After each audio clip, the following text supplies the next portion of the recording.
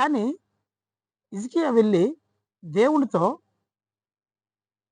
దేవుడికి ప్రార్థన చేసినప్పుడు దేవుడు ఏం చేశాడో, ఆ మరణకరమైనటువంటి వ్యాధి నుండి ఎలా తప్పించాడో చూద్దాము.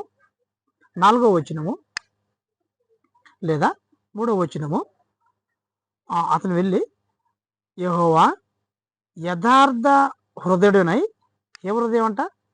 యథార్థ హృదయుడునై సత్యముతో నీ సన్నిధిని నేనెట్లా నడుచుకుంటునో నీ దృష్టికి అనుకూలముగా సమస్తమును నేను ఎట్లా జరిగించుతునో కృపతో జ్ఞాపకము చేసుకోమని హిజ్కియా కన్నీళ్లు విడుచుచూ యెహోవాకి ప్రార్థన చేసెను. అర్థమైందా? ఏం చేశాడు? మనకు మరణకరమైనటువంటి వ్యాధి వచ్చినప్పుడు కానివ్వండి, మనం శోకం గుండా వెళ్ళవలసి వచ్చినప్పుడు కానివ్వండి, మనం నమ్ముకున్నటువంటి వాళ్ళు మనల్ని వదిలేసినప్పుడు కానివ్వండి, సర్వసాధారణంగా మనం విభ్రాంతికి గురవుతాం.